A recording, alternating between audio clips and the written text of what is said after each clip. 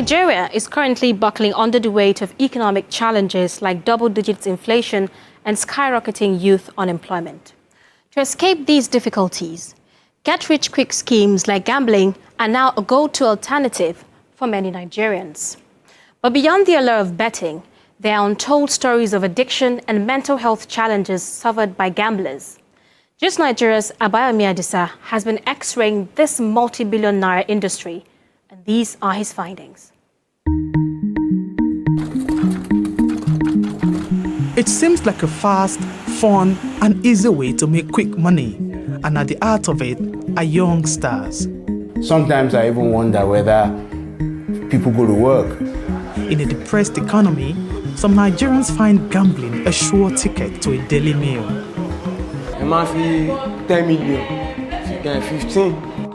But embedded within this game of chance is an untold story of pain, anguish, and serious addiction. Gambling addiction in Nigeria is a big concern. My NYC allowance, everything was diverted to this betting. Many plunge into huge financial losses and become inconsolably devastated.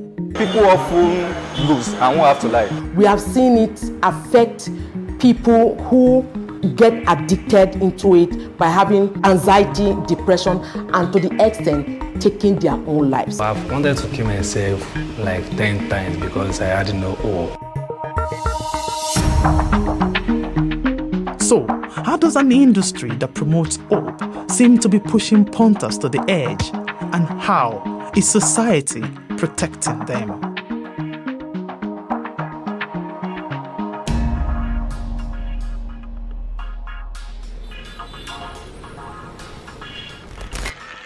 Gambling is legal in Nigeria, and football rules the sports betting market. Many gamblers say the urge to bet is overpowering. In 2019, national pollster NY Polls estimated that about 60 million Nigerians between ages 18 and 40 years engaged in gambling. This population is bigger than that of Ghana, Republic of Benin, and Togo combined. A 2016 report by an accounting firm, KPMG, showed that one of the leading sports betting companies in Nigeria recorded a monthly turnover of $10 million, an equivalent of 7,645,500,000 naira today. Nigeria is the second largest online gambling market in Africa after South Africa. The Nigerian Data Protection Bureau says government generates more than 730 billion naira from the gaming industry yearly.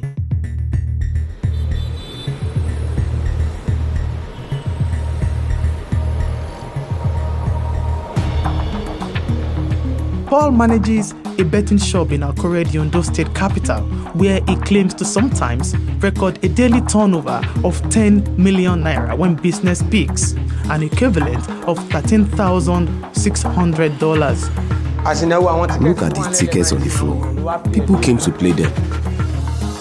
The bait is usually a promise to win huge sums of money. Now it has become like a source of living for some people, and I think it's generally because of the level of poverty, around, and the fact that quite a number of people are unemployed.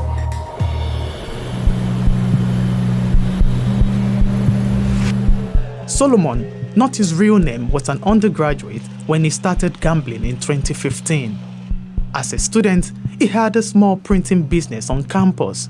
He staked 500 naira on the game and won 95,000 naira in less than 24 hours. He says that first win endeared him to sports betting. I started sticking with bigger amounts, maybe like 75,000 naira, 150. But for several months, the odds were against him. I just kept on losing and losing. But in 2016, so I stake a game then with 55,000 naira. Then I was able to, I won 350,000 naira. Little did Solomon know that it was the last time he would win. In 7 years, he claims to have lost everything. In 7 years, I've lost up to 8 million naira. Solomon says he is broke and broken. The money that I've kept as in like for my marriage, then I also divert this money into betting. That even ruin my life, it ruin my relationship then. So the marriage couldn't work. Today, he can hardly afford a decent meal, and his living situation seems to tell the tale of a 31-year-old who lost all he had while trying to find luck. What I always think of is just like maybe to kill myself. I always think of suicide.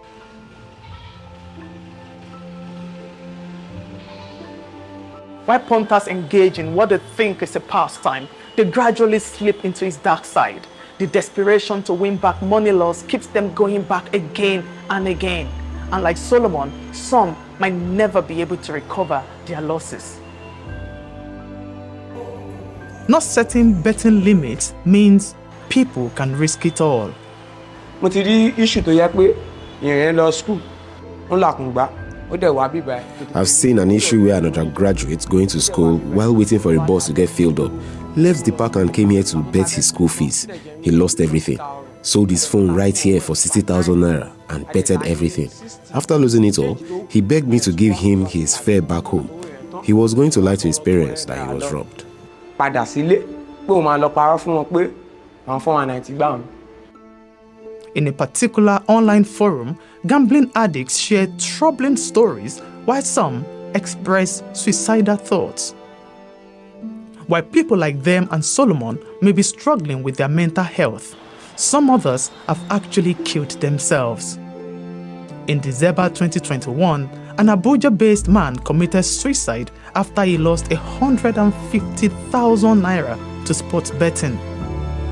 In May 2023, an undergraduate in Ogun State committed suicide after losing his school fees and that of his friend to online gambling.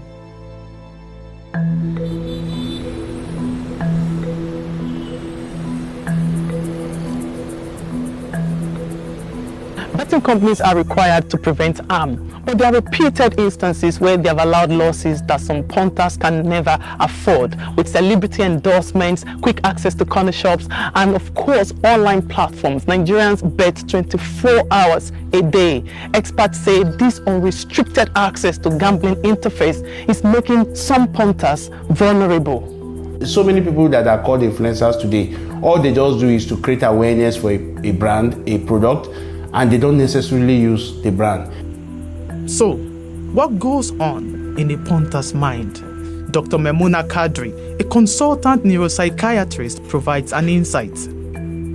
Every individual that is gambling goes through stages, from initial experimental use to when we release to regular use, meaning that they have to increase the number of times they do the gambling, then to risking their life, risking their relationship, risking everything around them. Then the fourth one is problematic use, neglecting every other thing, having law enforcement related issues, having problems with productivity, losing their job. Then dependency, neglecting every other thing around them and focusing on this addiction. And you find out that some of them are now in solitude. They are not even talking to people. They may even be depressed. They may even be having other physical illness before the last stage, which is addiction.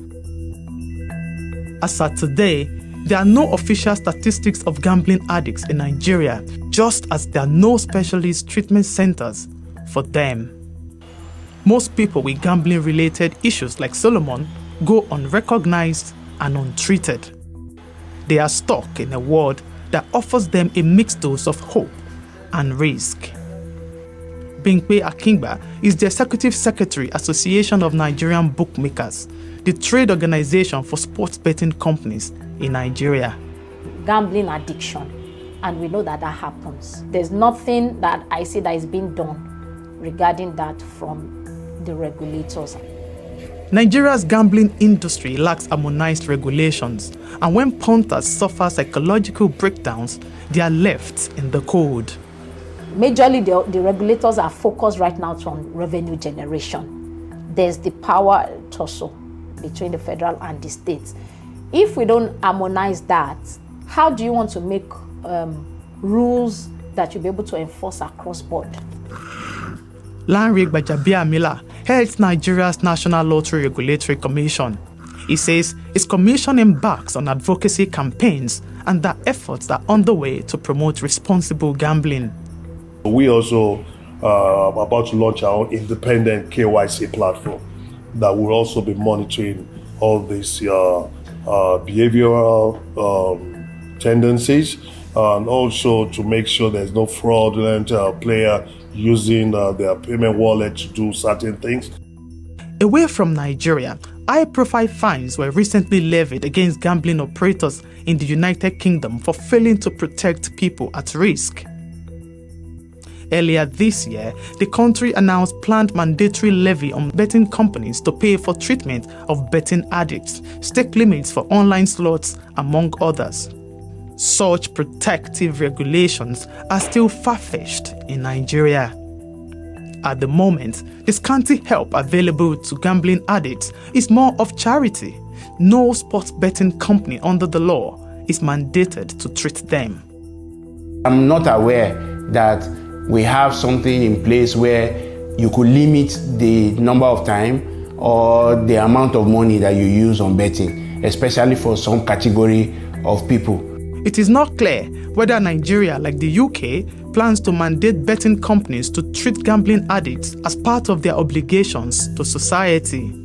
The regulators should be seen to be at the forefront of this, at least in your own way, is in the laws, again, coming together to have an harmonized laws, and then that way the operators can see the seriousness through the regulators. With authorities at the backseat of protecting the mental health of vulnerable punters, Dr. Memuna Kadri shares self-help tips for those in their need. When you start lying, when you start stealing, when you start affecting your relationship, when law issues are involved, you know there is a problem. Acknowledge there is a problem. And in acknowledging that problem, you can start with this setting limits. You can speak to trusted family members and friends and let them, weigh it out. If there are people that they can talk to, and they will create a safe space for you to talk to them without judging you. Solomon has decided to rebuild his life. Though he hasn't got any therapy, he hopes not to relapse. This is the second time in 1 year that he will be making such a decision. He describes his way to recovery as cold and lonely, but hopes that the grey skies will clear soon for him and other Nigerians struggling with gambling addiction. Abayomi Adisa, Gist Nigeria.